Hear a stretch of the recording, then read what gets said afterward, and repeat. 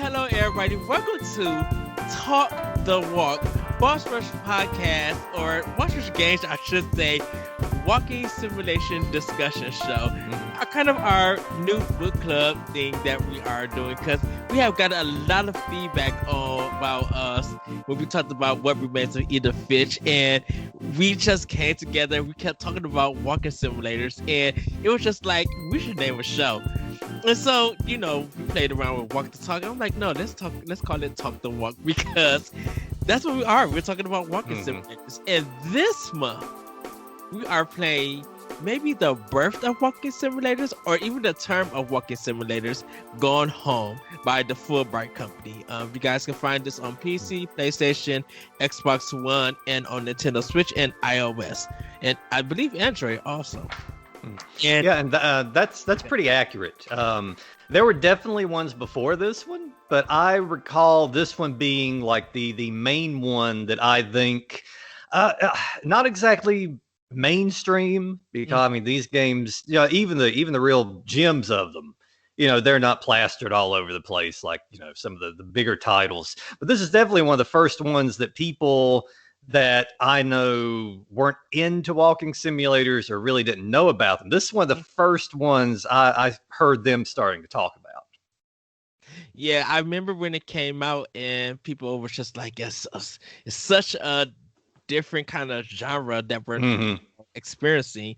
And then some people complained about the price of $15 or it was $19.99. But people will say that Journey kind of started off, but Journey is more of like a third person walking simulator in a sense, where this one is first person and you are in the view of our main character. So where should we start? Because this game, we're going to have a lot of opinions about this, because this game, I definitely got it on Xbox Live Go for free.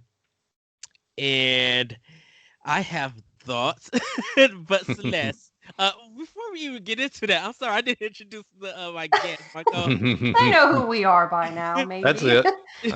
Joining me is the Celestial Burst herself, Mr. Celeste Roberts. Hey, what's up, guys? This is the first walking simulator I've ever played. I played it in 2019 because it was free on PlayStation Network, and my little godson, who was 8 at the time, was spending the night, and he was just going through the library, and my boyfriend noticed they started talking about girls kissing and didn't feel like having that conversation with my godson, so he said, let's play Spider-Man.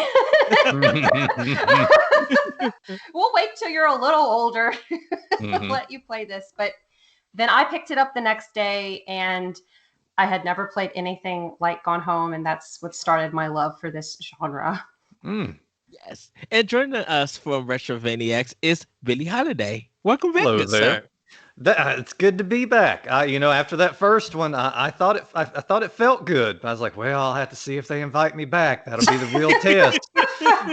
So I'm glad to see I'm back. But yeah, this is one I was already kind of hot and heavy on these this genre, but there wasn't a lot. I had played, Dear Esther, a couple of other ones here and there. So I was really happy, and this is a really important one, because this, like you were hinting at the beginning, a lot of people kind of consider this to be the big jumping off point to where this became more of a kind of accessible genre, both in that they started putting out more titles, and both that they started coming to console. Because before that, it was a PC only type thing. But this one, they dropped it on PlayStation, Xbox. If you have something that plays video games, you can probably get this one at this point, including on the phone, which, and I'm one of those that I love this one so much.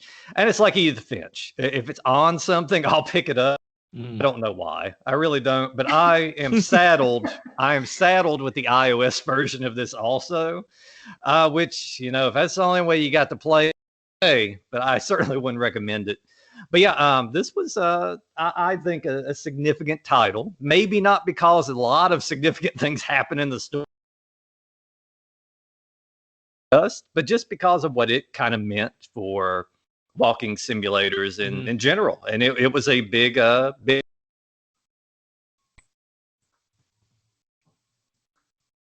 Oh, sorry, Skype froze. It's the video Skype. Well, everybody, we're going to jump into it because your main character is Katie Greenbeer. She's coming from across, from Europe, and when she gets in, she noticed that the house is empty. And if you actually look at the intro, like the title, you see the house is kind of without no lights, but there's one light on in the on the thing. But when you actually start the game, you find out the door is locked, but you remember that there is a spare key because somehow they have a drawer with a duck inside of it. And I'm like, wait, what? You get Christmas duck. Christmas duck, that's right. You get the key and you go into the house. And once you get into the house, you are free to explore some parts of the house, but not all of it. So yeah, and the art for it makes it look very creepy. The music playing, like Ed was saying, the drawing of the game, the icon for the game, you're thinking, is this going to be a horror game? How are they setting me up? It's a dark and stormy night. Oh, they certainly. I will say this is the best horror game where nothing horrible ever occurs. It has everything. If you grew up watching the films, it has every trope. You're a young lady alone in a big house. Everybody's missing. It's a dark, stormy night. Parts of the house are mysteriously locked up. You're having to travel through. And I think they really play with that. They definitely know it's not one of those unintentional horror games where you have to look really far into it and kind of draw straws to come up with it. They knew what they were doing, and this game does a tremendous job setting up a great atmosphere throughout. Speaking of Christmas duck on Xbox or PlayStation, did anybody pick up that achievement or that trophy for the Christmas duck? I did. This is my second playthrough because I read about it and I was really disappointed in myself for not bringing Christmas duck home. Yes. Maybe that's what the Gone Home is all about. Christmas duck's journey to his nest from the front porch. Not to spoil it for anybody listening who hasn't played the game, but there's a place where you can put Christmas ducks. Yes, there's a place very late in the game, and essentially, you have to take him from the very beginning to this spot at the end, which I thought was amusing. And it's and it goes to show that there are so many little details throughout this game. Yes. And really, this is a unique one. Edith Finch was to an extent, but I feel like they told you more. This one, there is a lot of story here to unpack. There are several different stories here, but it's just a matter of how much you want to explore. Because I know people that have played through this and they know, which I'm sure it's going to be spoiled thoroughly throughout this thing. So if you haven't played it, come back to us in a minute. It only takes a couple hours. Take a couple hours of play and come back to us. Or it may take a minute. But you have to it could take a minute. It could take a literal minute. It could take a minute, in which case this is still going to spoil you pretty heavy, those. But this is one of those, and it's really unique depending on the amount of time that you put into it. You could follow 2 or 3 different stories throughout that you would miss completely otherwise if you were just focused on going from one kind of objective to the next. So I love the way that was laid out. Yes. So you come home to empty house, like we said, and it kind of the story revolves around Sam, who is her sister, the main character's sister, and then you have her dad Richard and her mom Terrence. Richard is the dad. Richard is Terrence's dad.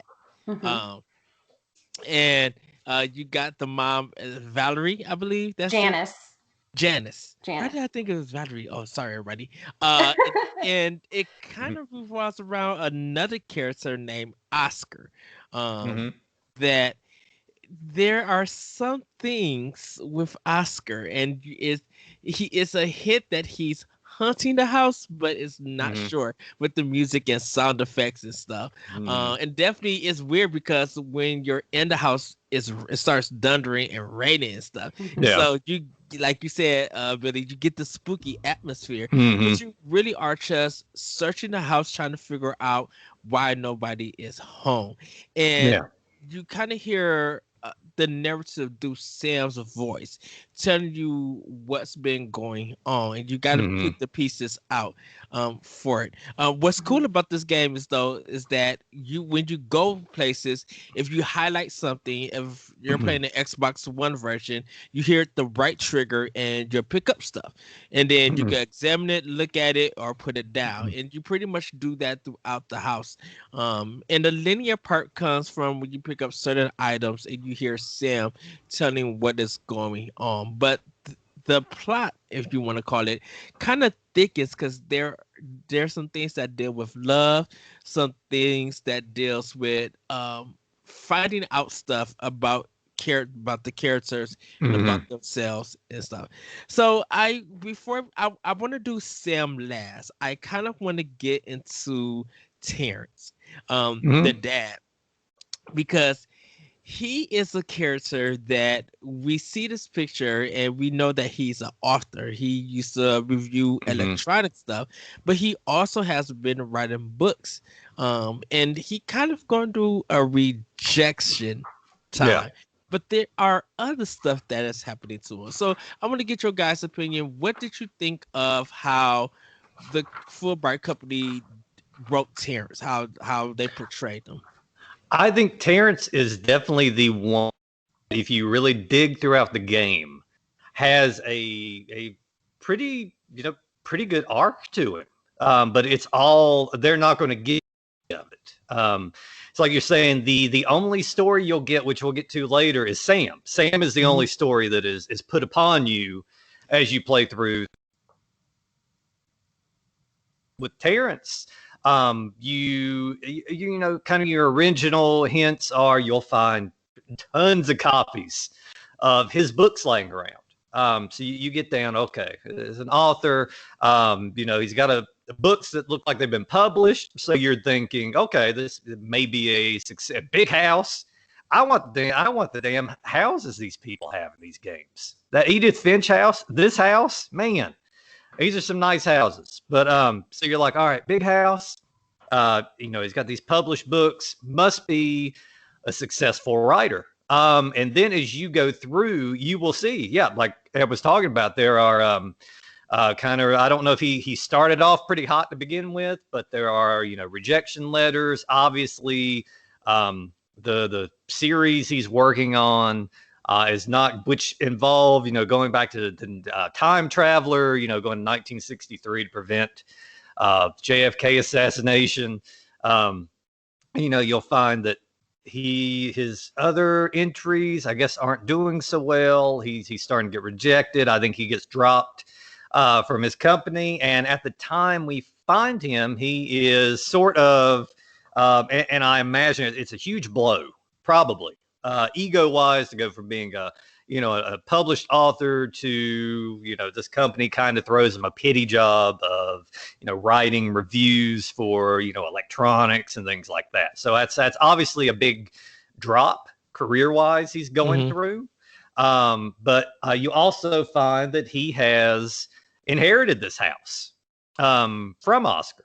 And I don't know how long they've been in it, because it's still, the thing looks like it's, you know, maybe a quarter lived in. There's still boxes absolutely everywhere. So it seems that it's supposed to be, I think, 9 months to a year, because there are parts that Yeah. says like 1994, Yeah. and so if they got that from 1994, you kind of figure like, okay, Hmm. what's going on? Because it is 1995. I'm like, this is Hmm. about a year or so. So I'm thinking like 9 months. Because I even put Yeah. in our chat to Celeste. I'm like, why is there still boxes in this Oh yeah. house? Why haven't they unpacked this stuff? Yeah. And We, it is funny that you mentioned Edith Finch house, because it's just like the thing with Edith Finch is, okay, it had all of these rooms and stuff built to it. And my thing was, there are too many books everywhere.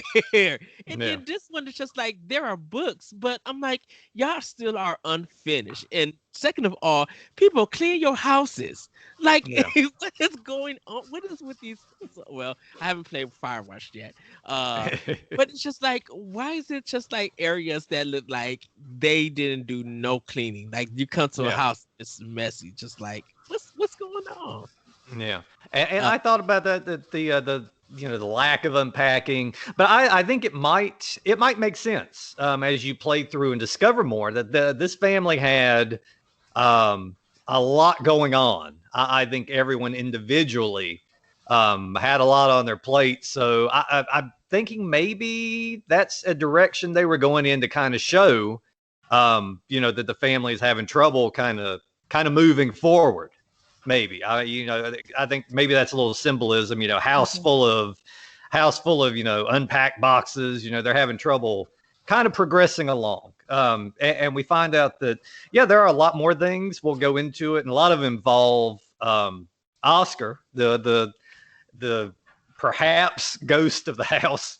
When it comes to Terrence, it takes you down some dark roads, which we'll discuss. But to Terrence, he's writing these reviews, but he's putting a little bit more into them. Like he's putting a lot of like personal anecdotes and stories into it. So those aren't really quite what they want either.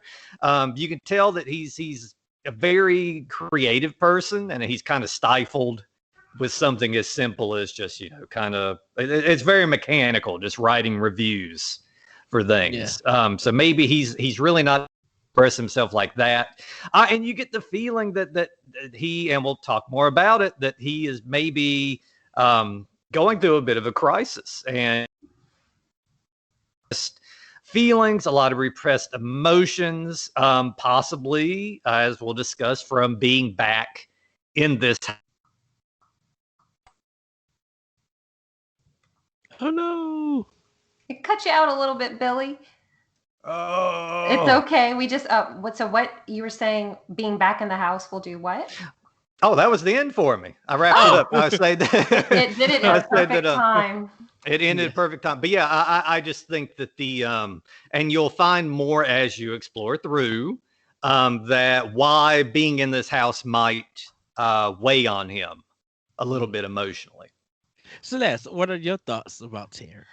Terrence, I feel really bad for him, as we will go through later. And I want to say, the first time I played this game, what we're going to talk about that likely happened to him did not occur to me the first time.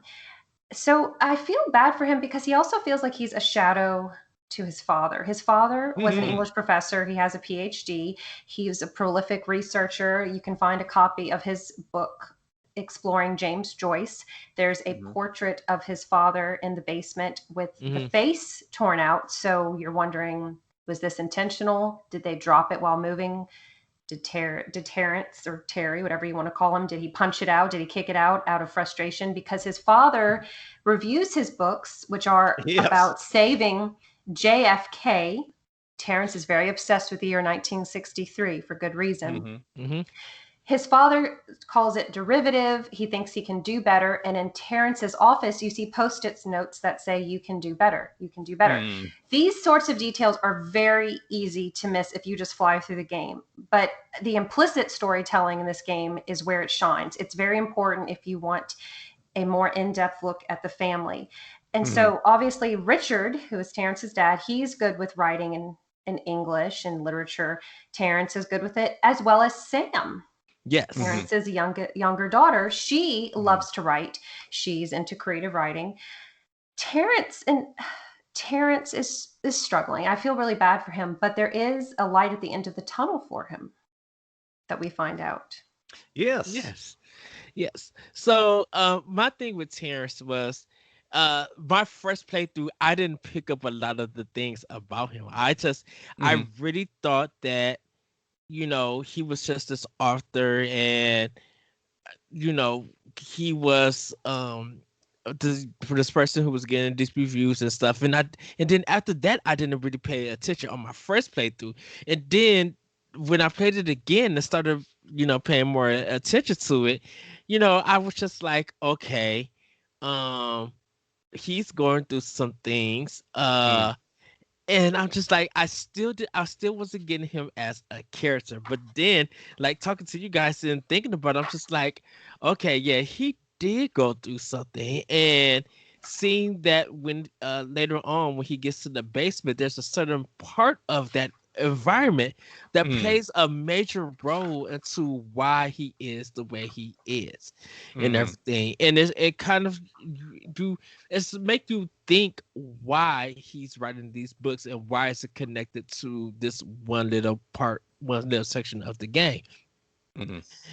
You really don't think about that to be like, man, he is struggling with something, this mental problem. Not saying that he's like mentally crazy or anything, but I'm just like, there's something that's been damaged to his mental state that affects his livelihood and his workforce. He's been traumatized.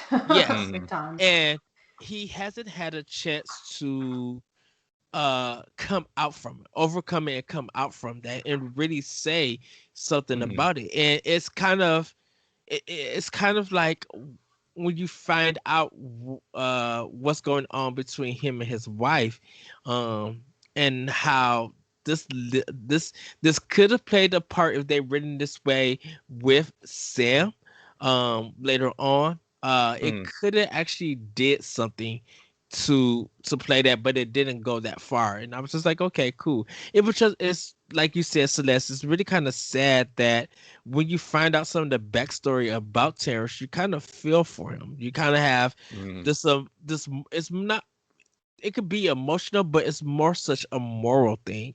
And to be like, man, or ethics thing, I should say, that, man, I'm like, you shouldn't have been treated this way at the age that you were.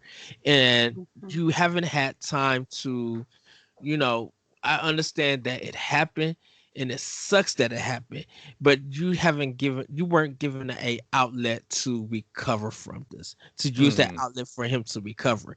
So we kind of see what happens to him going into his writing, in a sense, and why probably some of his reviews and his books haven't been doing so well, or at one point were doing so well, but all of that has kind of changed because he hasn't like really released emotional part of him. And when you kind of find out what happens with him and his wife and what they're doing, you kind of think about it, because me and Celeste was talking in the chat. I was just like, maybe if this thing happened and I wonder if his wife was going to find out, maybe he'll have this breakthrough that he needs.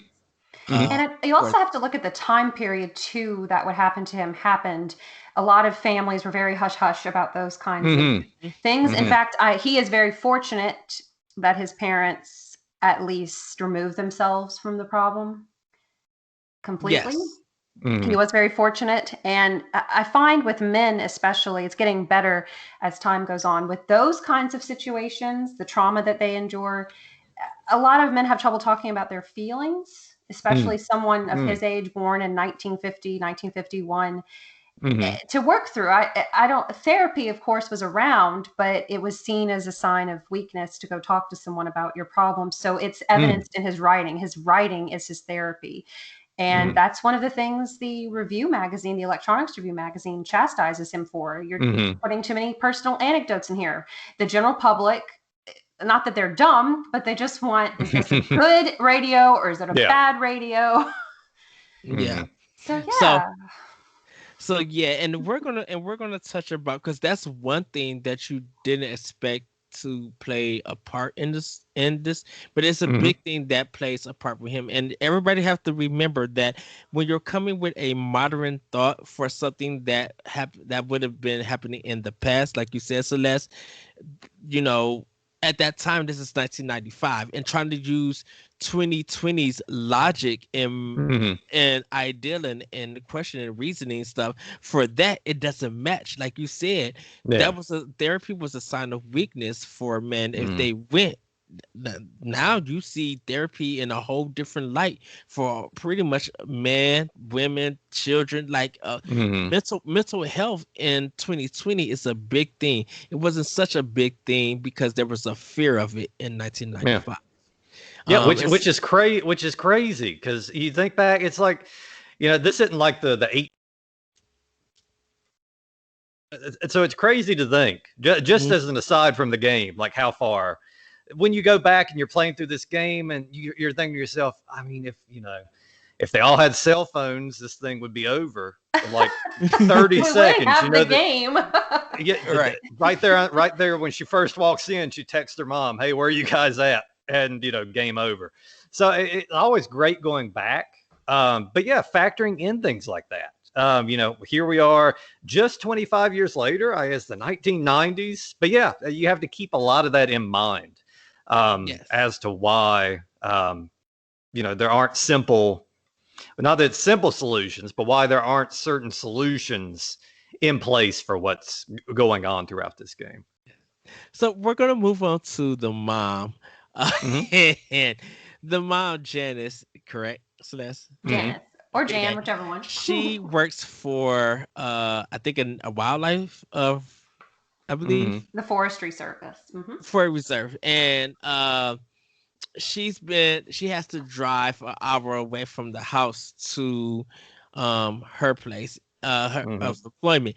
And it seems that she's so involved with her place of work that it feels like when she comes home, she's frustrated. There's a lot that she deals with, and she keeps the job in her mind. So when that happens, that affects everybody in the house in a sense. Now, Katie is gone and everything. So Terrence and Sim pretty much have to deal with her feelings, I should say, when she gets home. But then you kind of play the game later and you kind of suspect that, even she has some secrets about her. There's a story that she's get asked to a ticket to go to a concert. And I believe it's the Earth, Wind, and Fire concert. I believe, yes. For $25 is not bad. That's a great price for a great band. Yeah. So she takes him on with this ticket, and we kind of find out that she has sent a letter to one of her friends, saying, congratulations and everything. And the friend is just like, well, yeah, it's congratulations on hearing that you got this new position. But tell me about this guy that you went on to this concert with, because it seems that the way that you describe everything is that you got some feelings. It's more than just being, associates, employees with each other, but you have some kind of attraction to this, and has there been more going on? And that's pretty much all we know about Janice. So Celeste, what are your thoughts about that? Oh gosh. Well, this is an example. Her story, of course, you have to dig around. I highly recommend you look in drawers, you look everywhere you can, because she has letters strewn about the house from her friend Carol, who was her college dorm roommate. And we also find out in the basement, we find Janice's naturalization certificate. So she's originally from Canada. And she became a citizen, I guess, in 1970 when she was in her 20s. And she's very good at her job. She seems like she's moving up, which I think, like you guys were talking about, all these different blows to Terrence's ego. For some men, it is a huge blow to their ego to see their female partner rise in their career and be successful while they are struggling. Maybe they're not able to work. Maybe their passions are not realized. They don't have that part of their identity. And Jan, like we were talking about, there's something is troubling her husband, Terrence, so much. So she seeks comfort in her younger coworker who has an out-of-town girlfriend. Yeah. And so she's kind of playing with, this is a spoiler. I don't think they ever engaged in anything physical. I think there might have just been an emotional on her end, an emotional affair, so to speak. But I think that Rick, the coworker, never saw it as anything more than just a good friend. And if you look on the refrigerator, you find out that that is indeed the truth, because there is a wedding invitation. Yes. To Janice and Terrence for Rick and his fiance. I think her name is Helen. And Janice, she I don't want to say she's a boring character, but her story compared to everyone else's story is kind of blasé. But if you look under their bed, it looks like she and Rick were also exchanging favorite books, because he gives her a copy of Leaves of Grass by Walt Whitman. So they have a lot of intellectual interest, I think, too. Yeah. Go ahead, Vinny. And I same thing. She kind of gets the short end of the story stick here. But yeah, I had always felt that it's one of those things that you could look at it however you want. I don't think anything really took place, though. I think that it was maybe more kind of a fantasized thing for her. And obviously she was lacking a connection at home. With everything going on with her husband. A lot of things in this game come down to, I think, the husband, withdrawing because he's trying to deal with this thing, what we'll get into, later on. And I think it's kind of a trickle down. It's affecting his work, and it's affecting his marriage, and he's not there. So she is, and for the most part, it seems kind of like an innocent. I guess it depends on what kind of mind you have. If you're one of those that automatically suspects, the worst of people, you're going to think that there was a hot and heavy affair going on. But I mean, there just seems like someone for her to go out and do things with, because I imagine the husband is probably not that person anymore. It's someone to discuss books with. Just it all just seems like that Rick and I think Rick's probably a good guy, stand-up guy. But yeah, he's going through with the wedding. You see the invite there. There's a calendar there. And we'll get to that. It's a spoiler for, I guess, the fate of the husband and wife that will kind of towards the end when we wrap things up. But you kind of see the decision that she's kind of made with the entire thing time on that calendar. But yeah, I went through and played the first time. Oh, I feel bad because poor Jan, I wrote her off right there. There she. But I didn't see everything else. It's one of those. You'll get a different story depending on how much you look into it. Thing at the very beginning, and after seeing everything, after seeing the wedding invite from Rick, after seeing the calendar, I kind of got into the camp. It's like, all right, he was kind of a friend that was fulfilling probably an emotional and a social need. But I don't think really anything beyond that. What about you, Ed? What do you think? Jan was she wasn't a Jezebel, or anything like that.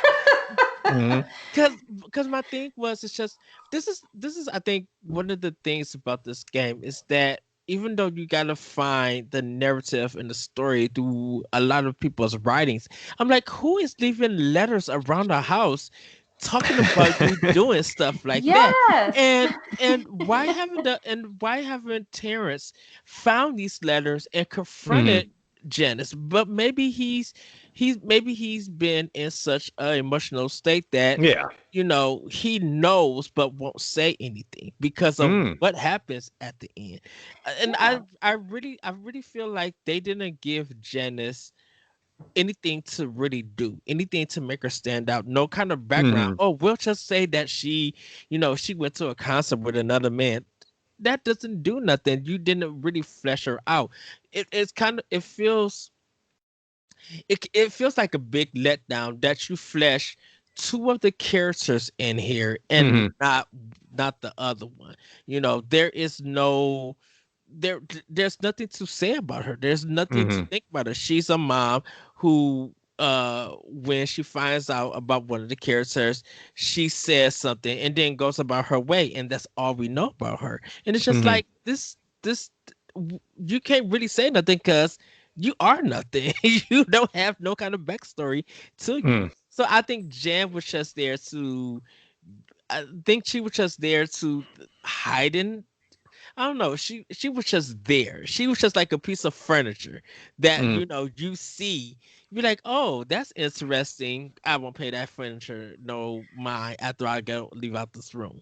And it's just Yeah, like, do I? Oh, go ahead, Vinny. very kind of similar. I don't think it's lazy by any stretch, because the writing's tremendous. But I think that her character, yeah, is mainly there to kind of further the husband's Hmm. story. She's collateral damage. She's there, yes, to show the results of how what he's going through is impacting the family. And I think it's mainly, I guess maybe you had to sacrifice a character for that. But yeah, she really, it is everything we've discussed here. That's kind of all there is to her. But You don't really get to know her on any kind of level, really. You just get to know, because of what the husband's what's going on with him. She just kind of serves as a kind of a measuring stick of what that's doing to the family. like they could have built this into a fair and have it play out where she started on the stage, she started getting these books in, they started finding interest, but then the blow to her Mm. was getting that wedding invitation to make her open her eyes that, man, I was so into this guy that Hmm. I feel somewhat used and betrayed because I thought I was going to be the one. Mm. Like it would have literally been like funny that you get into like the parents' house and you find like one of her books or something, um, or go into her room where she does art and stuff, and you see this painting of him or her imagination of her being with this other man instead of her husband. Mm. And then later on you walk into some divorce papers that weren't signed yet, but Mm. feel like I need to fill this out and give it, but she doesn't give the papers because she Yeah. finds out that they've been invited to a marriage. Yeah. They could have built something with her and they just did it. I actually really Yeah. love her storyline because I think it's realistic. Because Oh. most relationships, I'm not speaking for everybody or anything, Mhm. but that is a realistic portrayal. There are ebbs and flows, there are problems, but it doesn't mean you have to consummate another relationship while you're with someone else. And I think the wedding invitation was helping knock her down to reality. She had in her Mm. heart a sense of fun and hope, and you even find a receipt from the beauty parlor in the house if you look under the Mm. couch. Mm. So that's showing that she's taking more of an interest in how she looks. She wants to impress Rick. But I really like her story. I know it's shadowed by everything else dramatic going on, but I think it's the most realistic portrayal because she's collateral damage to everybody else's problems and she's suffering quietly, but there are consequences. There could have been more extreme consequences had things not Mm. fleshed Hmm. Did out. did you guys feel like it was rushed at the end of this? Like with Those- her situation or just the whole. yes, kind of like at the end, like when you Mm. find out that she took interest in Rick, uh, and then it just feel like well, you probably got about 55 more minutes for this game, so here, we're just Uh, gonna rush it, and that was it. I just do we speak of kind of ultimate spoil? We've talked about both of the parents. Do we speak of okay to speak of spoilers We as could, to what happened between the two of them? we're gonna let's hold off to that. All We're gonna right, get to the all right, spoiler section We're when we all right. dying to talk about everything. There's so I'll much to I'll, I'll talk just about. say yes. I think I'll just say right now I think there's one detail when we get there that I think did a good job of tying up her end of things. So we'll talk about Yes. it that time. Hmm. Because that part plays a part into our final character, where Hmm. our main story, which Yes. is Sam, and Can we talk Sam about is Katie a little bit though? before we Yeah, talk about the sure. big one? I Yeah, know, yeah. so she's really, she is like Link in the Zelda series. She is your link Yeah. to all these other Mhm. people's Yeah. stories. Oh yeah. But you find out, so she's in Europe. She's in her early 20s. It sounds like she's very ambitious. She's very Hmm. smart. You find all of these awards and papers with stellar grades throughout the Hmm. house. She was great in track and field. So I kind of wonder if Sam felt like she was living in the shadow of her sister's Mm. success. Katie seems like she's this goody two shoes. She's Yeah. straight laced. She's very successful. And Sam is the younger sister, and she's going through things that, in addition to typical teenage issues, she's also dealing with her sexual identity.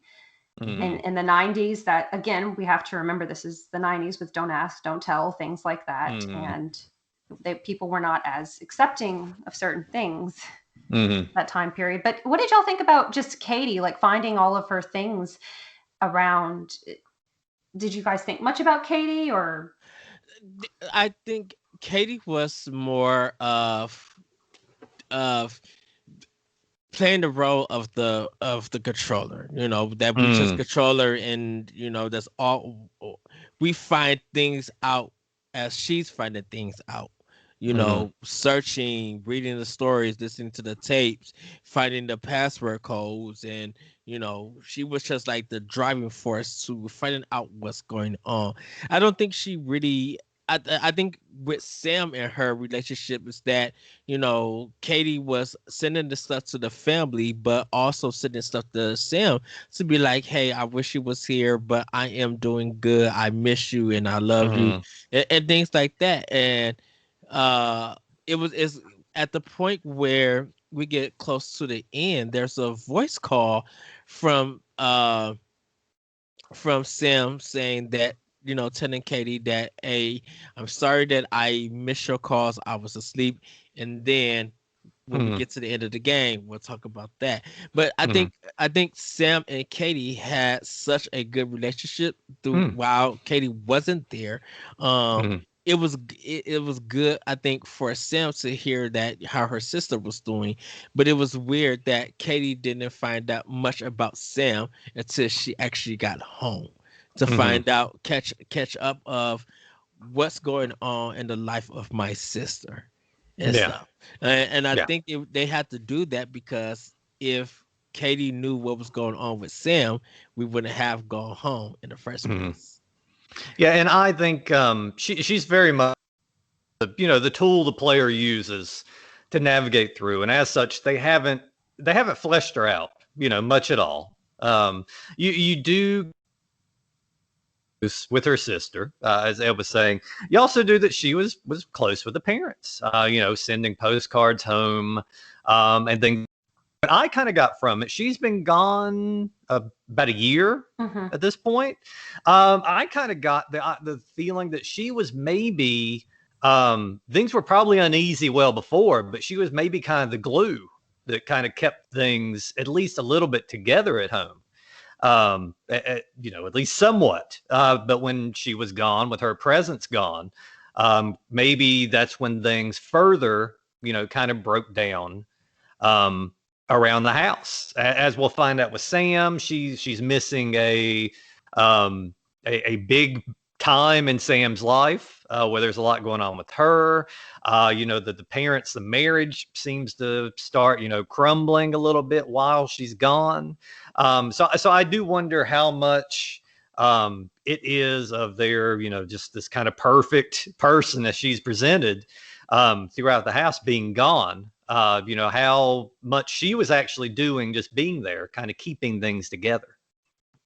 Yes. So, yeah, Katie doesn't have. She's not problematic. She is like the Hmm. upbeat one, Yeah. and I think that we needed a character like her because she doesn't follow no sides. I Hmm. think she's so open, Yeah. and she wants to know what's going on. So Hmm.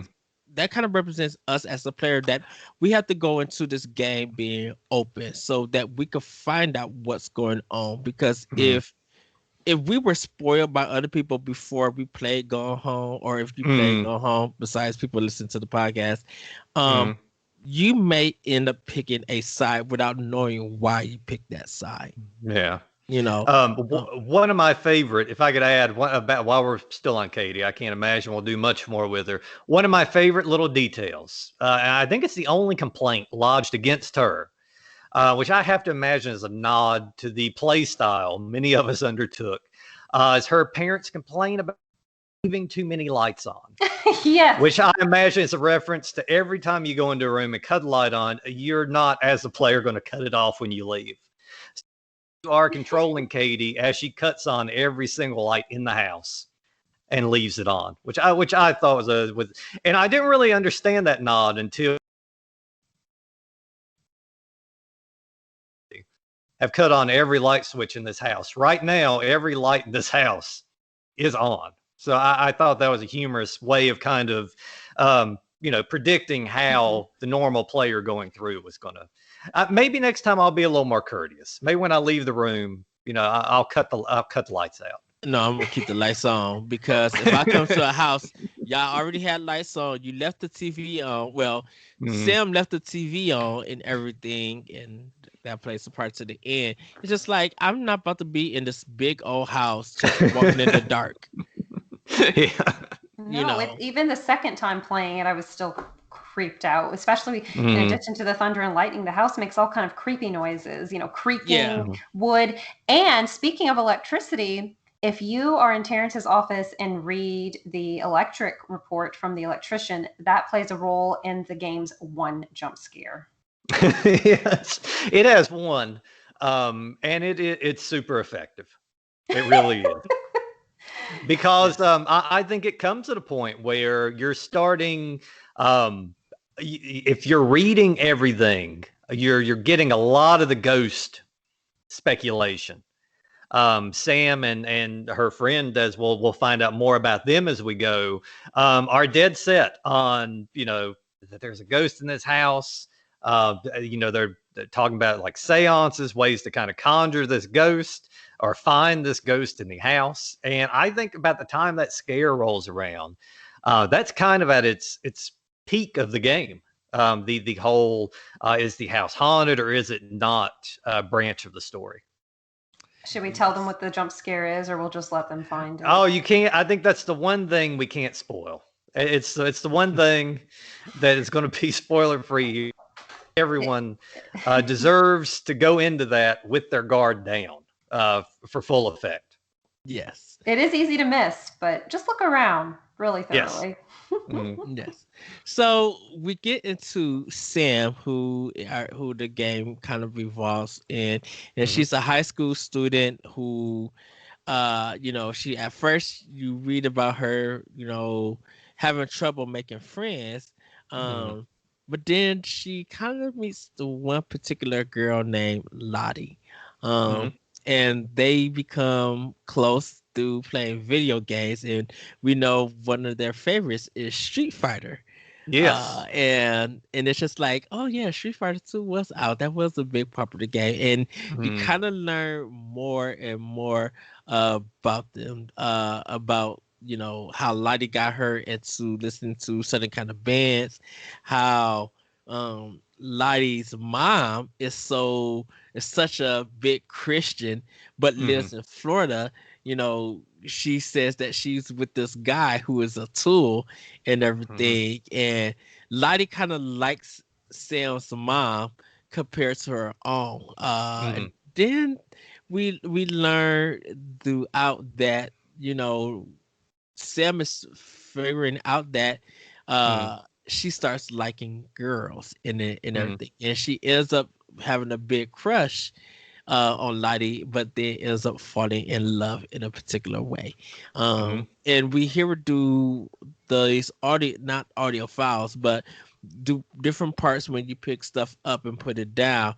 There's an audio thing that starts playing, narrating what Katie is fighting out and stuff. And throughout the journey, it's just like, I met this girl at first, I just wanted to be friends, but it feels something different when I'm around her and everything.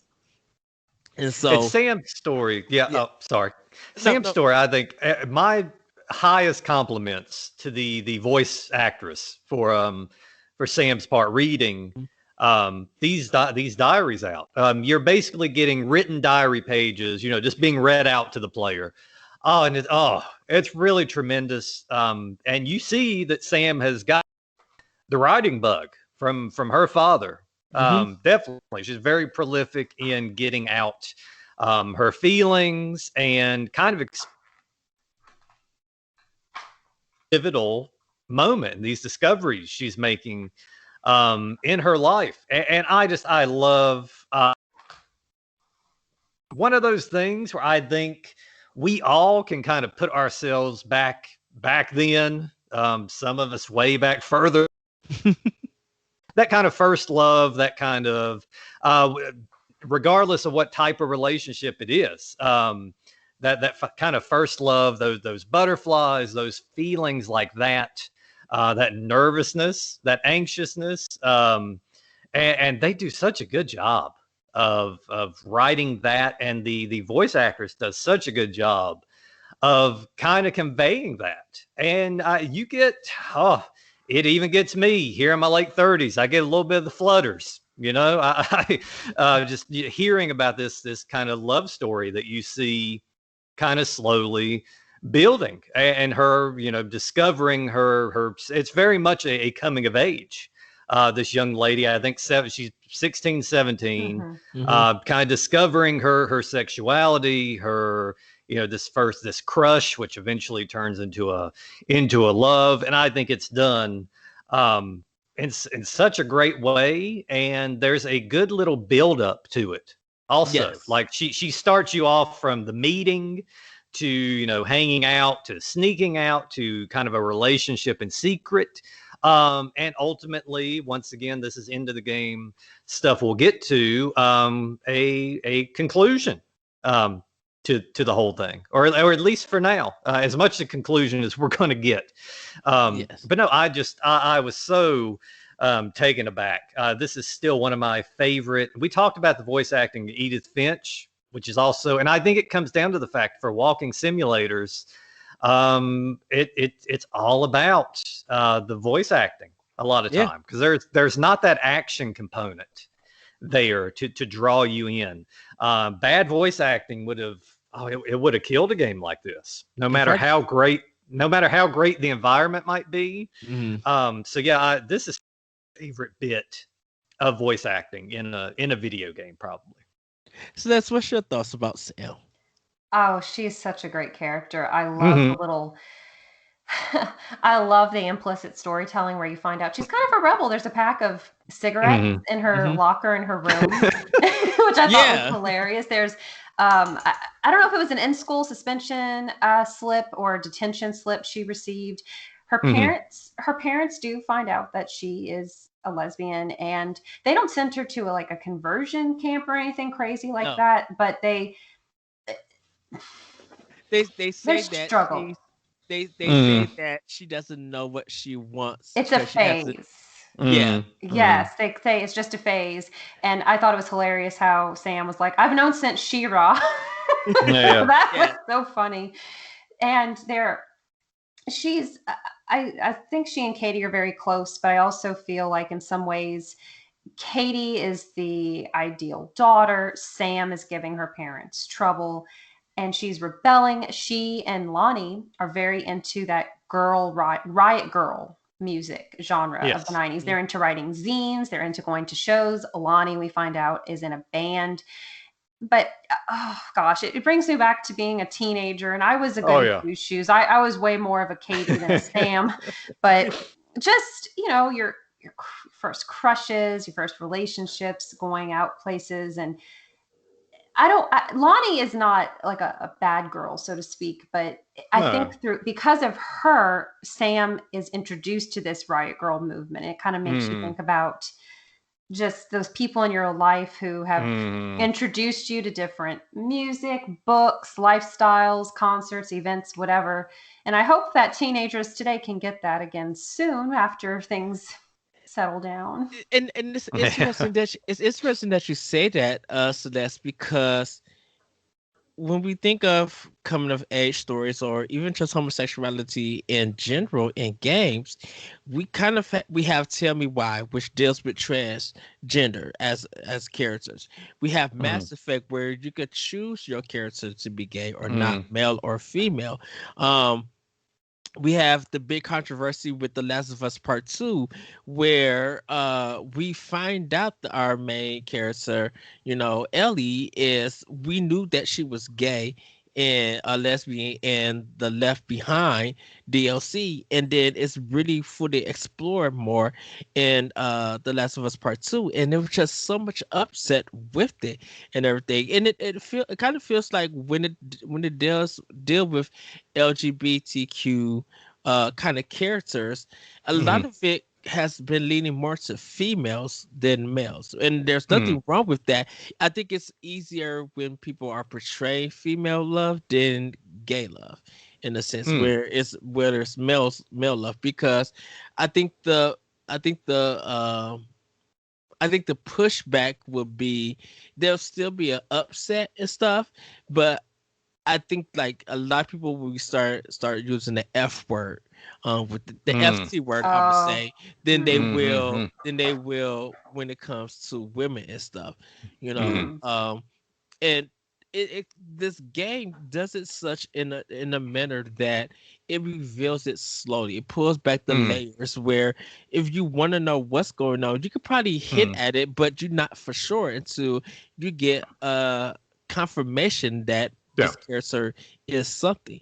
And so at like just listening to Sam tell her story, and you even hear the emotion in her words, where she's talking about, after a concert, it was kind of packed, so I had to go to her best friend's house. I think it's Daniel, and Lottie was there, and I turned around and I saw her, and she was looking at me and I was looking at her, and I told her this thing and she said this, and it was just like in her words and her speaking, you could feel that emotional connection. Yeah, it's very natural, very natural. It doesn't feel like a forced storyline or anything like that. It's not sensationalized or anything. It's very much it's very much a natural thing and progression, and they take their time with it, which I really do appreciate. Obviously, you kind of know yourself from early on, as soon as she's talking, the way, just the inflection in the voice of the voice actress when she first brings up Lonnie. You kind of get that there might be something there, but still they slowly and very naturally bring this love story around, and it's still, I think that's probably what makes it as effective as it is, where I think that's something a lot of games handle in kind of a sensationalized or even kind of a lazy format sometimes. And a lot of times it feels like maybe it's just pandering, maybe it's just trying to, hey, let's try to appeal, let's just try to appeal to this crowd with a half thought out character. But no, I think this is a great way to flesh out this character. It feels like a character that you really know what she's thinking, how she's feeling. You can get in her nerves. And I think this is probably, obviously I won't speak for everyone, but I think in that community in a video game. Oh no, you cut you out a little bit, Billy, as you were about to say what you were going to say about the community. Oh, I was saying, for this community, I think in video games, this is probably one of the best forms of representation. Well, yeah, and it's kind of the thing. Well, like I said, it's 1995, and you really couldn't be out there. There were people who were making strides to be out there, but you couldn't really be out there without being called a certain term, or be looked at in different ways around that time. And so I do wonder if that's why they chose kind of the, you don't see a lot of things like mid-90s. Mm-hmm. I wonder if it's one of those where that's a time that doesn't seem like way back, way back black and white TV days or anything like that.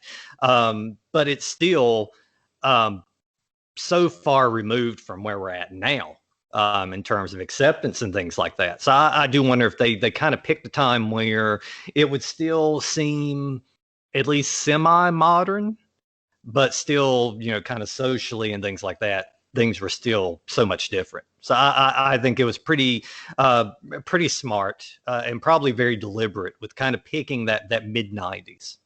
Yeah, and everybody got to realize that, when you see the tapes and stuff lying around and you playing it, and you're hearing all of these songs and stuff, like you said, Celeste, it was kind of, not being such a bad girl, but, being against, being a rebel and stuff. And you had this kind of punk rebellion beginning to start up, but it was still small. It was like really, we weren't in the emo phase yet or anything with characters. No, that was 2000s. But it was like the rebellion with this Sam was having the freedom to express, trying to be who she wanted to be, because at this time she didn't know who she wanted to be. Her parents were going through so much stuff that they weren't seeing what Sam was really going through. Yeah, they would get like stuff in the mail in high school and from the high school, and just be like, well, Sam, what's going on? You're not this kind of person. You got to be like Katie and all of this. And it was just like, you say that and you walk away. So where does discipline? Where's talking to Sam and everything? And it felt like, even though when Sam was getting in trouble, her parents still didn't care because they were doing their own thing and they were in their own world, which leads into the spoiler territory. So if you guys have not played Gone Home, we do recommend that you go play it to understand what we are going to be talking about. We want to make sure that we are going to be doing full spoilers on it. So if you don't want to be spoiled, continue to listen to the podcast. If not, go play Go Home and search the house, get the story, because there might be some things that we miss. Get the story in full, and then go into that ending, and then come back in, hear our thoughts. So we're going to kind of start with Terrence. We're going to hold off to Sam to the end. We're going to start with Terrence in a sense. So with Terrence, there's this possibility that he has been molested by Oscar. And so that molestation has affected him as a kid. So in the game, it stops at 1963 when he turns 12, I believe 12. And when that happens, they it feels like they got away from Oscar. And then Oscar was talking about how he didn't want to sell the store, how he was a pharmacist, and you kind of open up the safes and find these drugs and this letter and everything. And it was just like Oscar had his own situation, but it's implied that he had been molesting Terrence as he was growing up and everything, and it stopped at the age of 12. And so when you think of the 1963 in Terrence's books, it's connected to him growing up in around Oscar and that house. So so that is the implication about that. That was kind of the big reveal, that Oscar was a molester, a pedophile, assist. And we don't know. That's so easy. This is probably so easy to miss also. Because and I didn't get this until maybe the third go round. But no, Oscar was definitely getting high on his own supply. He's a pharmacist. You get that safe. Yeah, there's various drugs there to be had. Morphine. The heavy stuff. But in the basement, and the basement itself has a different feel from the rest of the house. It's very kind of a dingy, kind of a sinister overtone to it, even before you know anything is going on. And at the time, it might be because you're still on the ghost trail here. That's kind of what you have in mind. But what you find instead of that is a real life horror.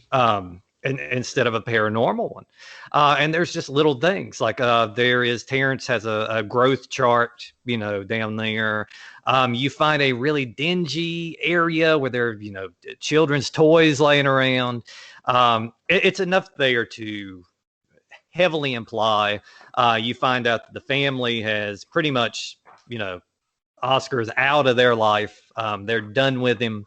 And I'm assuming, played the guilt of it played a role in Terrence being given the house. But you also see, and I took it to be the fascination with the year 1963 and the theme of his book. Someone is going back to try to change something awful that happened. There's that fascination with being able to go back and right or wrong or change a terrible situation. It prevails throughout his book. And I thought that it was really heavily ingrained in that. And then all of a sudden, after you pick up that little detail alone, tells you all you need to know about what he's going through. Obviously being back in this. I don't know if financially this was a move he had to make. Taking this house, maybe is not getting the book money coming into him, things like that. I don't know if this was just I've got this house here, I can't afford this, so he's there now. He's dealing with being back in this environment, and obviously a lot has gone on down in the basement. I don't think he's probably ventured down there very much. Like I said, his childhood toys are still strewn about down there. So outside of Sam and whatnot, I also going down there and kind of hanging out. I don't feel like that's an area of the house he probably explores, and I probably think that it's really weighing on him at this point. I'm sure he's already dealing with it, but this adds another layer to that. And that is, probably going back to the wife, making him more distant, making him kind of less of a partner, a romantic partner, and just kind of, someone else living in the house, which is she's having to go out and have her, kind of social, going to concerts with another guy or just talking books, things like that I'm sure the couple in happier times probably enjoyed doing. There is one part in the game where you'll find this code to get into the safe, and it kind of tells Oscar is explaining that he wants to be forgiven for his transgressions. Yes, and that's kind of one of the big things about they're hinting at that he kind of wants to be forgiven for what he's done to Terrence as a kid and everything. And at this point in time, it's kind of late for forgiveness to happen or anything. But, like you said, Billy, probably for financial reasons, he took this house. If Terrence was really still, even if I think he wasn't struggling or anything, he shouldn't have taken this house. But he knew that this may be a big opportunity to bring his family into this big house. He really don't have to pay a house note or anything, so he's saving money. And maybe that's why he doesn't want all the lights on, because the electric bill is be high and stuff. That's it. For maintenance and utilities. Right. And knowing that his wife is the breadwinner of everything at this time being, is that once again, you see a piece of box in the house and stuff. Yeah. And you see like dishes, one dish or a couple of dishes laid around and stuff like that. It kind of feels like that Terrence, he took this on to probably see that, this was my uncle's and I'm keeping this house like for as a family tradition thing instead of what was done to me as a kid. I know the truth what happened to me as a kid with my uncle, but I'm going to overlook that because I'm going to accept this offer of this house and everything. Celeste, what did you think about like the spoiler or not spoiler, the anything with Oscar? The first time I played, I thought he was either gay or a cross-dresser because there is a secret passage that, which again, I don't know why someone would want secret passages like that in Mm-hmm. their house. It's a little bizarre. And there are pictures of women's clothing ads around. So I Mm-hmm. was thinking, okay, transgression. Did he cross dress? Which, of course, in the 1960s, that was incredibly underground. It was taboo. Mm-hmm. And then I thought, okay, well, was he gay? I thought that as well.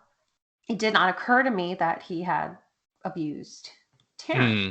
until I started. I'm someone who, after I play these games, I like to go read theories and Mm-hmm. everything. So that's when it occurred to me, oh, the light bulbs went off Mm-hmm. with everything.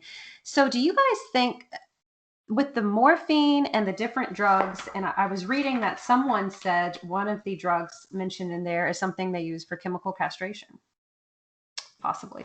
Do you guys think that Oscar was using the morphine on himself, or do you think he was giving that to Terrence? I think he was using it on himself. Yeah. I think he's is like he's been trying to run away from the thought of hurting his own family member. Trying to, it's probably got instilled in his mind, because that's why he's asking for this forgiveness for Mm-hmm. this transgression.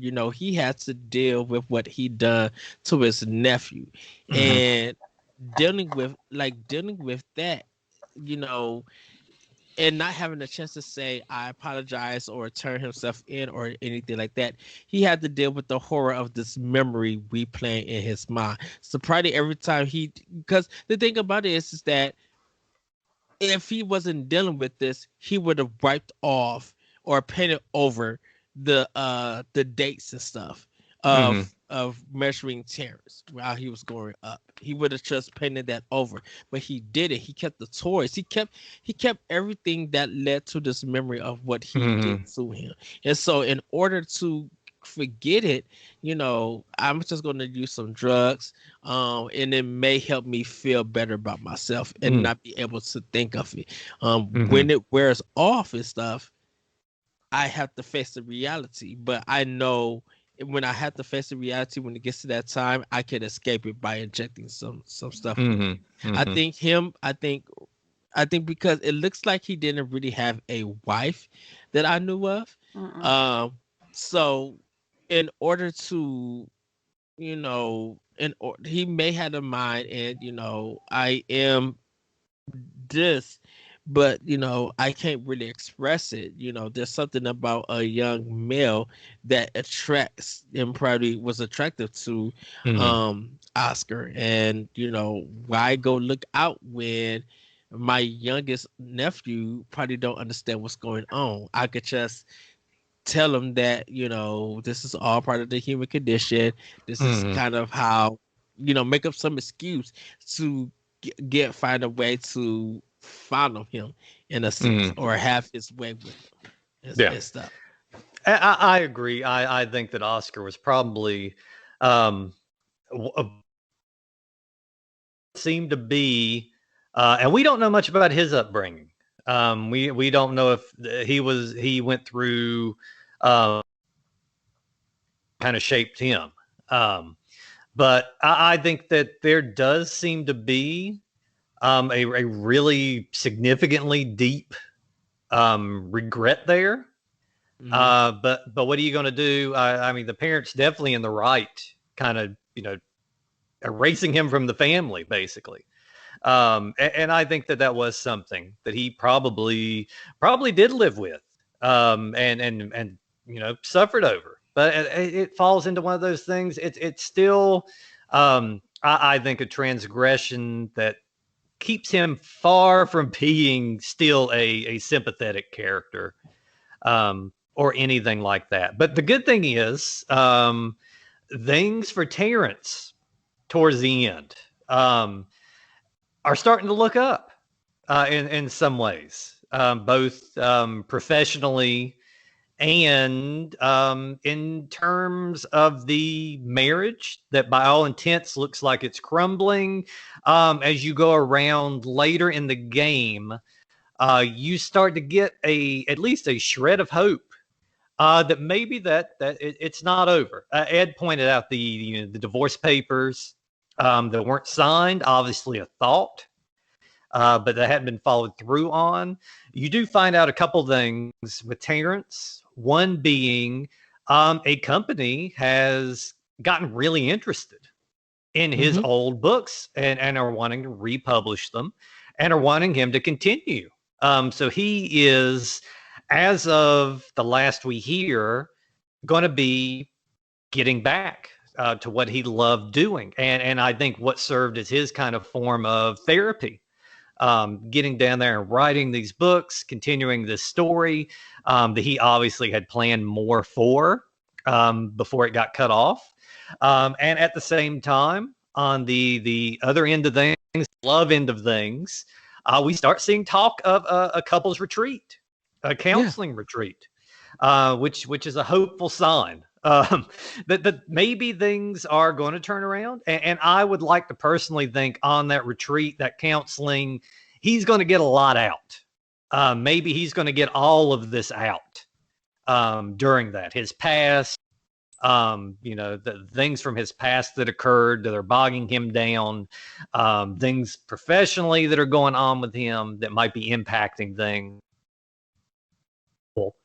Ultimately, we don't know their fate, but we know both parties are willing. We find that Jan on the calendar decided, instead of going to Rick's wedding, has chose to go on this retreat and try to make things right with her husband and her marriage, which leads me to believe that she has realized, like, all right, this fantasy, it's nice.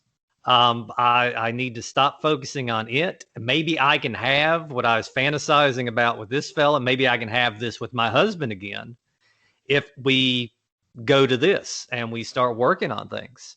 So I was honestly very hopeful, just based on the fact that both of them seemed like they were willing to give this a go. I left the game. I don't know how you guys were feeling. I left the game at least hopeful for the parents.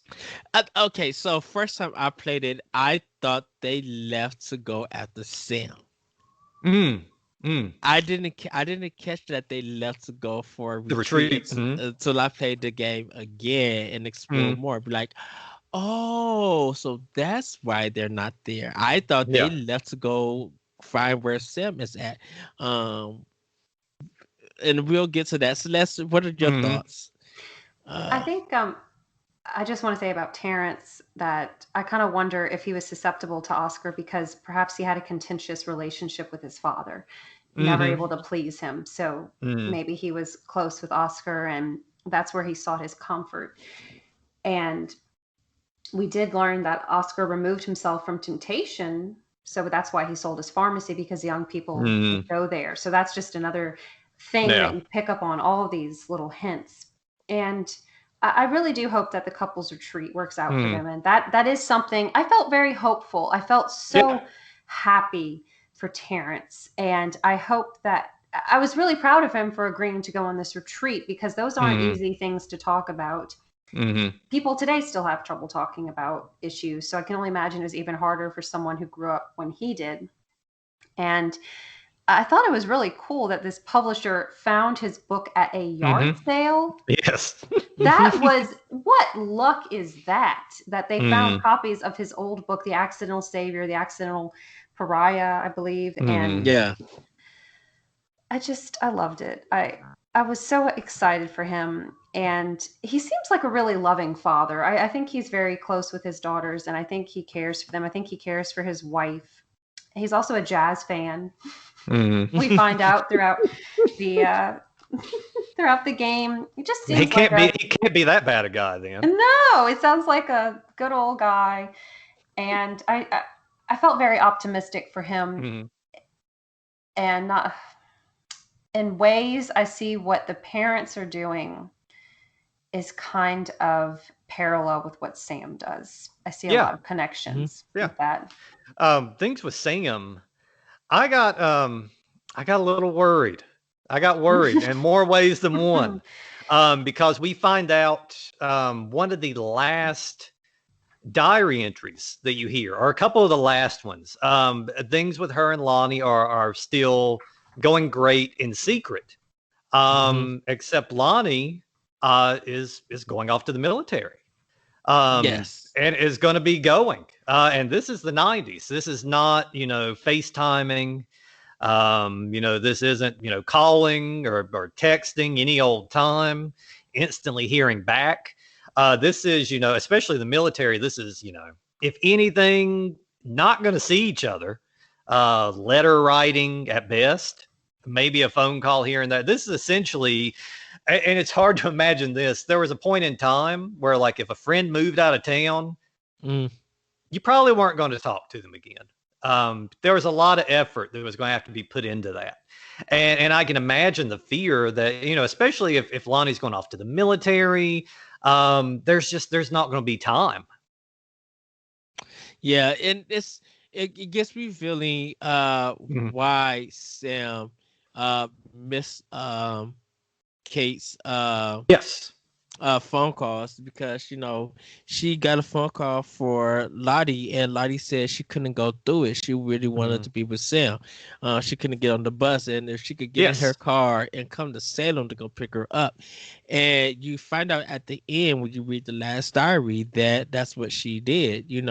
She said, sorry that I can't see you and stuff, but I grabbed as much as I can, and I hopped in the car and I went to go look for Lottie, and we're going to live our lives as it is. And at that time, you kind of you realize that we'll catch up one day, we'll see each other one day and stuff. And so it kind of feels that Sam is running away from her home. She's dropping out of high school, or she had a job because she had a schedule on the refrigerator on her work schedule. So she had money, and we know that she had her own car and stuff. So maybe Lottie and Sam make a new life in Salem. And the only ones who gonna know about it is going to be Katie and stuff. And so we kind of see, everything is being revealed to the player that this is all the stuff that is happening, and it is on that note. Let me start by saying there is an attic that you see pretty early in the game when you're exploring, but you can't get to. And it's just something about there's lighting around it. Red lights. And it looks, that's never good. That's never good in video games usually. And I had a great fear that I expected the worst. When you get up to the attic, you just heard that Lonnie is leaving. Sam does distraught about things. I didn't know what state we were going to find her in when you get up to that attic, alive or not. I had all visions that we were going to find a dead body up there, essentially. I did. Yes, absolutely. Yeah. And I think that's in your mind, because it's still a creepy. The lightning's still going. The ghost thing didn't. So you're like, there might be one horrible moment in this game. Let's see.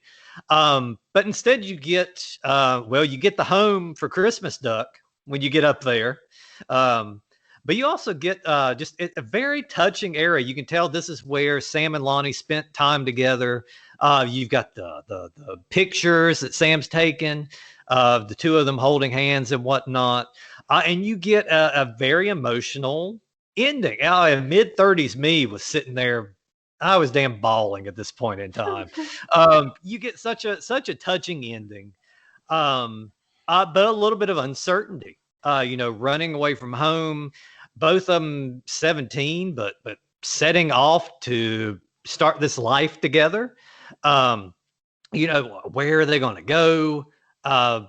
What money are they going to have? What are they going to do? There's a lot of questions, but I still get the feeling for everybody. I get the feeling that things are going to turn out okay. And I'm hoping that, like I said before, that how Katie maybe was kind of the glue that was kind of keeping things together. She seemed like a bridge between her parents and Sam. and that she was perfect. Both of them loved her. That she was kind of a bridge there. And I'm hopeful that with her being back, and I think the parents were set to return from the retreat later of the day you've arrived. So the parents are going to get home to Katie delivering this news. And I can only hope that she presents it in a way that kind of at least warms the parents up to things, that maybe opens their mind up and makes them accepting of what's going on. And that, everybody, and that she's not away from her sister for long, that he gets in touch, and that maybe there's a happily ever after for all involved. It's definitely up in the air with Katie being back, that she's going to try to smooth these things over, and that she's going to try to bring the together a little bit. I know they've got things to work on, most likely, but I'm hoping she'll bring that family back together, Lonnie included. I'm very hopeful by the end of it. I yelled at the game and took it off my Xbox. I was upset about this end. I could see this goes. That you either love the end of this, or it's the exact opposite. I think there's a strong reaction to it, one way or the other, because you think, for all intents and purposes, there's going to be something more. They tease the ghost story throughout. And I was really focused on that at the beginning. Anything haunted house wise, I'm all in. So when I got there, I was like, okay. I was like, that was really moving. But instead of getting, and I thought it was nice that I'm playing a video game and I'm not saving the world. I'm not defeating some great evil. I'm not rescuing the princess. I am just living a small slice of a family's life. Just something so mundane as that. I think the fact that you don't do that with any game you pop in. I felt cheated out by the narrative. I felt like what would you have liked? What would I would have loved some things fleshed out with the mom and stuff, but I would have loved, like, if she's reading. If we're not going to get a visual of Sam driving or take over as Sam driving to get Lottie, at least after you get done reading the thing, and when the credit thing comes on that says go home, that you hear the mom and dad says, Katie, Sam, we're home. And then cut it off right there. To be like, oh, this is about to pop off. Because I'm like, this is 1995. You could have made this game. Yes, it could have been a little bit more dramatic. It could have been more like more rewarding in a sense. And it was just mostly like, it was like touch and go. You touch stuff, find something about it, go to the next thing that you want to do. And I'm like, the payoff in it just felt like, yes, you got to get to this last part. You got to unlock it and, find out how the story concludes. Yeah. But I'm just like, you could have fleshed out more. Like, were there any arguments between Lottie and Sam? Because even when Lottie told Sam that, why she was in JRTC and why she was leaving that day and stuff, Lottie was talking about the don't ask, don't tell thing. And she's just like, don't nobody need to know my business. And that should have caused an argument. That should have hurt Sam to be like, you should care about it and stuff. And there should have been some rift. But it was nothing there. There was no rift. It was just like, I'm going to read the thing. You go and search the house some more to find out what's going on. And it's just like, oh, well, I'm still thinking about my girl and this and that. And it's just like, no, you have found something where your partner doesn't care about it. That should be a big deal. You to be able to talk to her, to be like, we need to figure this out because this means something big to me, but even though it may not be big to you, you should be able to go into where you want to do and be who you are. And you have to, we call it code switching nowadays. You kind of got to code switch and and fake who you are, even though you're serving in the army and stuff. And who knows that if you're gonna be around other females and stuff. So who knows if you're going to be attracted to that, and stuff. Where this don't ask, don't tell policy and stuff, where it's just like, yeah, you're hiding your sexuality, but you may be in interest in somebody. Now, how does that play against Sam? Because you're gone, and Sam can't really be there or reach you and stuff. So that may cause a rift or growing apart. But this one thing could have really meant something, you know. And I felt like Lonnie was trying to escape a not so great home environment, and probably this was the only out for her. This was the only way out of the house, maybe, that she had probably thought about it. I the initial thought would be, oh, maybe we could run off together, but then she probably started thinking of the logistics of it. It's like, where are we going to go? What are we going to do? But so I always thought that this was just something that maybe she felt like she had to do, so she didn't really care. She just wanted to get out of that house. Fine, I'll do whatever I've got to do to get out of this house.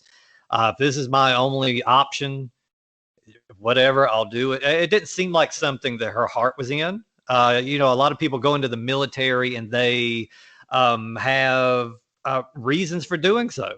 It didn't feel like that with her. It just felt like more of something she had to do, kind of her only escape until she got there. And I think the thoughts that she probably originally had about running off and starting something with Sam that she thought were irrational, she got to the point to where it's like, I don't know how it's going to work, but I can't be without.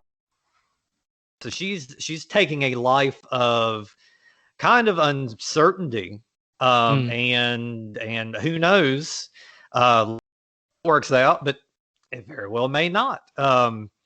She's decided to kind of take on this life of uncertainty, stress in the future, and there's probably going to be worries and problems they have to work out.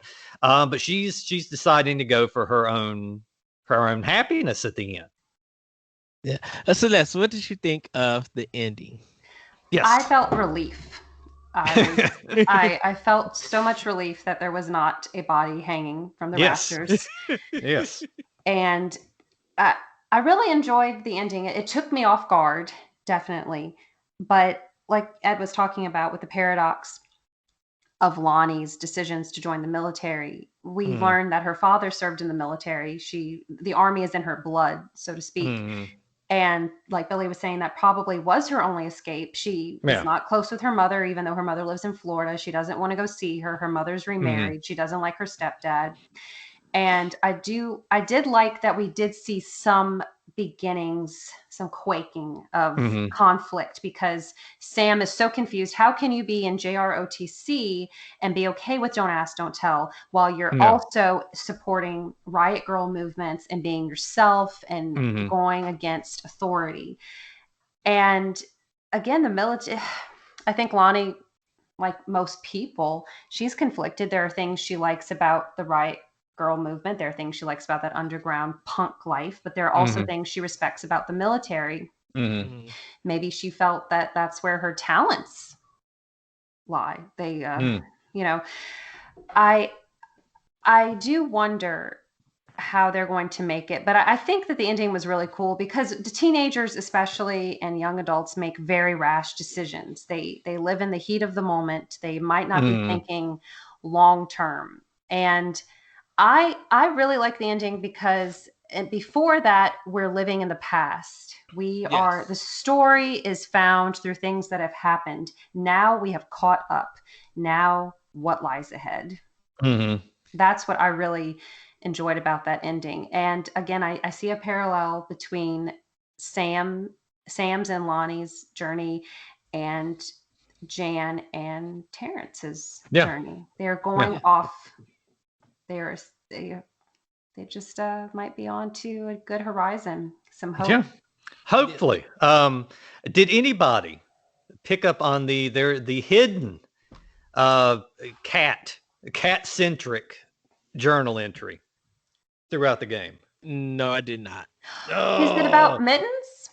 Yes, the Mittens. Oh boy, there is a part in the garage. There's a little with a little purple ball up at the top, which only a cat could drag up there. If you can get that ball down, usually you can pick up pretty much anything in this game. Anything you look at, you can manipulate. If you can knock that ball down, bring the ball to Sam's room and put it into the basketball net there, the TV will cut on and you will get several different pictures of cats and various meows. Oh wow! Yes, that's so definitely worth looking into. There are so many neat Easter eggs in this game. Did anybody play it on the Switch by any chance? No. No. For the Nintendo, for other versions, there are when you go into Sam's room, obviously Super Nintendo cartridges, and each one is kind of a play on real games, including one, and this was a bizarre kind of connection. There's one called Super Spitfire, which the developer did confirm is the sequel to the Spitfire game you play in BioShock 2. Thus very loosely putting these, imagine that as you're playing through Gone Home, there is a city under the sea, that's in disrepair at that point in time in the 90s. But that is supposed to be a direct sequel to the like DOS fire game you play in BioShock 2. But in the Switch version, they have taken the cartridges and Nintendo actually made them Nintendo cartridges. Legend of Zelda, Link to the Past, Mario Kart, which I thought was a neat little nod. But there are going to be some familiar books when you play through there. I do believe one of Terrence's books pops up in Fire. Yes, in that in the little crates where you get the little supply thing. Yes. So this game, it's one of those games. When you look at the runtime of it, it's not long, and like Ed said, there's an achievement for getting through it in a minute. That's doable. But no, it's one of those where you can sit down with this. You can play through in an hour and a half or so, get all of Sam's story for the most part, but not know a single other thing. I just, like I said at the very beginning. To go full circle with it, this is one of those games where you get out of it what you put into it, and if you really want to explore every nook and cranny, by the end of it, you'll know, every little dark secret of this family. All the tragic past for Terrence, everything with Oscar, the kind of the trials the couple is going through. And the hopeful conclusion to that. But yeah, I can see why you either just love this game or don't, or at least have a strong opinion about it either way. It's definitely unconventional, and at that time, it kind of, like we said before, Ed gave this one a lot of credit for being like the main kind of first real mainstream walking sim, and it kind of made it okay that your game doesn't have to have some big universal repercussions to it. The world is not going to explode if you don't finish this game, or that no lives are at stake that you're trying to save or anything like that. And I just back then, at that time, to just play through a game where I'm living a night in a normal average person's life, exploring things that really could happen to any of us. I think all of us either had or know kids growing up that had parents, with a kind of a rocky marriage. You all either at your own home or you went to someone's house and you're like, ooh, it's a little tense here. Even not knowing anything, you can kind of like, ooh, it's an odd environment. And I think we've all, or once again, all know or do know someone that went through that kind of that teenage kind of discovering about themselves. I mean, we all obviously went through that with, kind of crushes, falling in love, young love, things like that, relationships that you were sure were going to carry you through to the end, but, carried through about a week.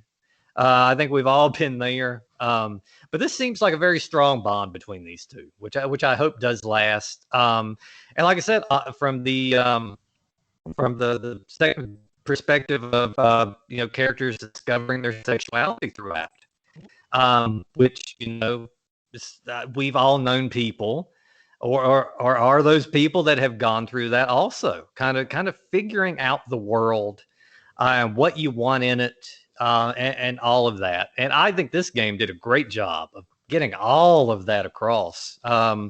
It's not spectacular. There's no big set pieces or anything like that.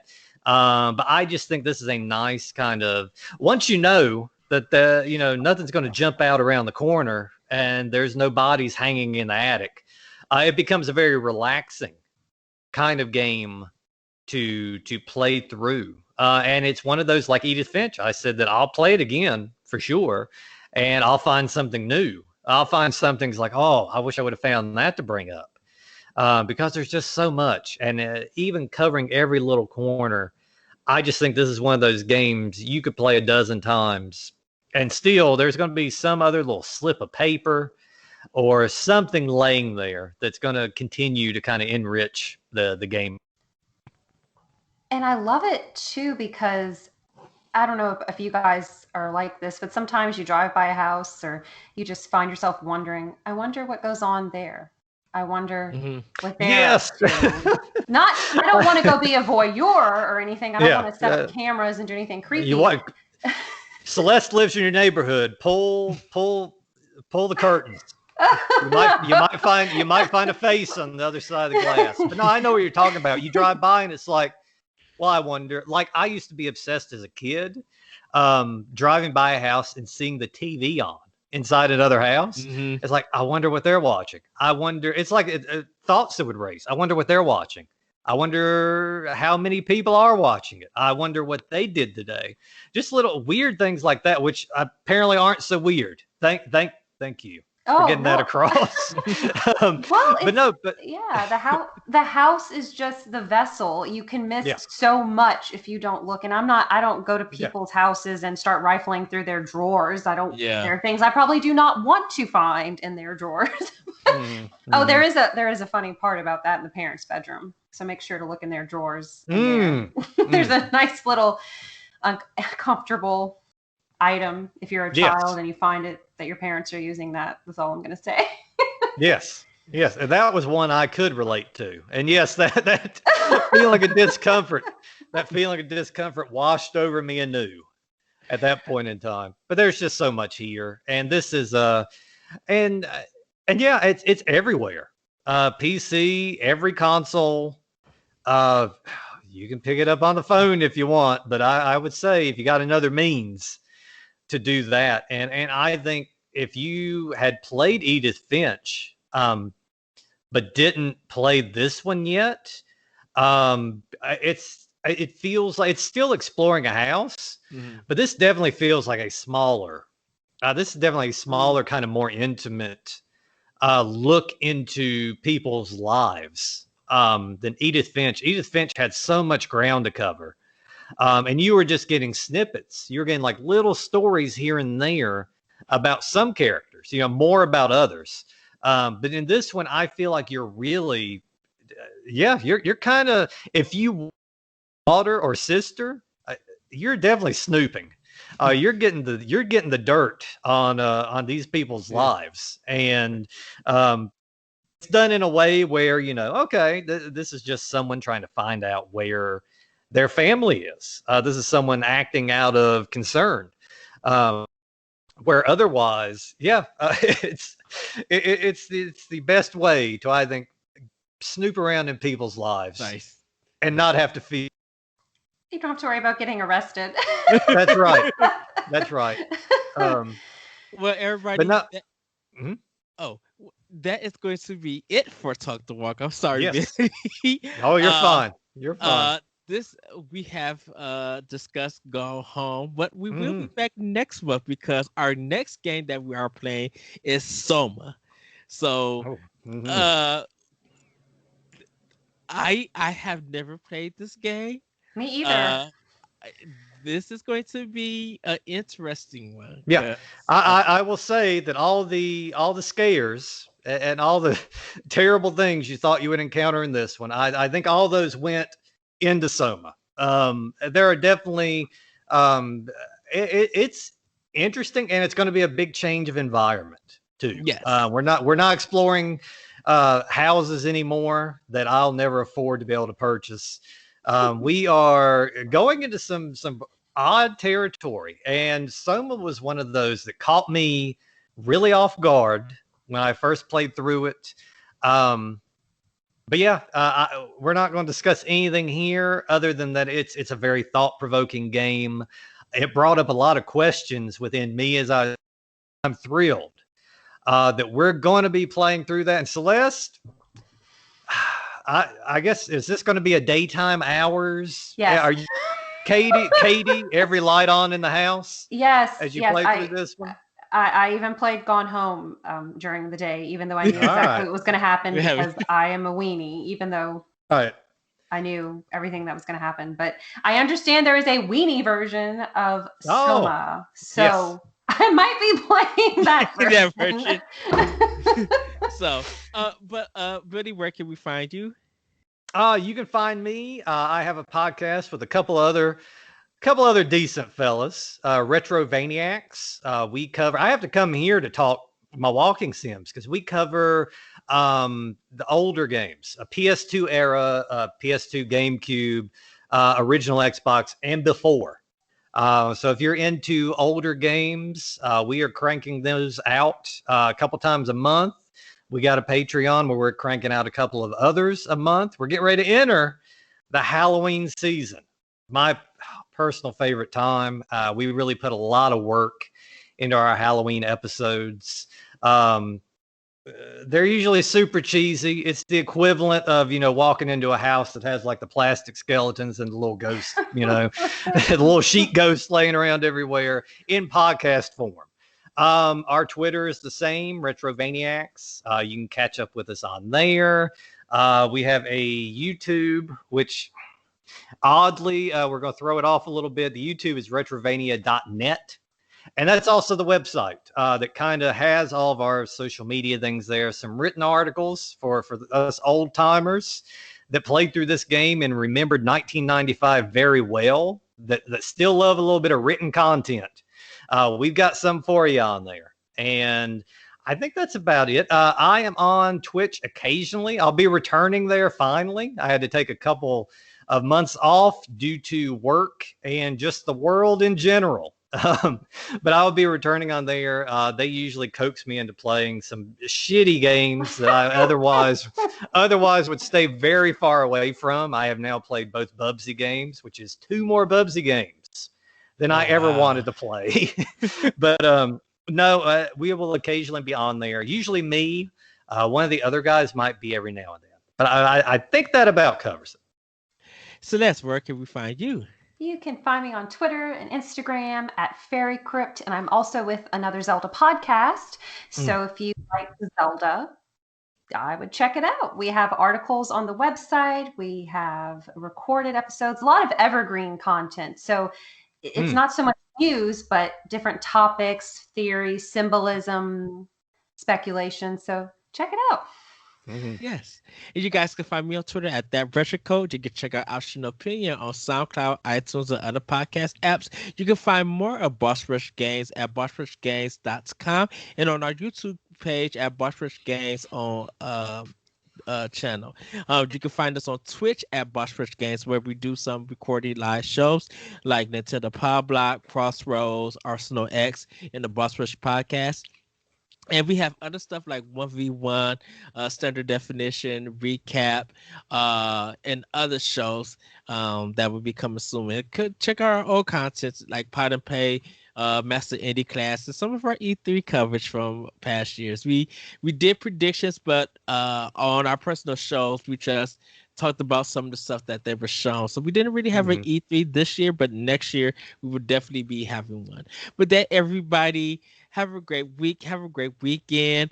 Get you a controller, some good old snacks, and take a walk so that we could talk. With that, everybody, we will see you next time on Talk the Walk. And also, one more thing before we go. I'm sorry, I apologize, everybody.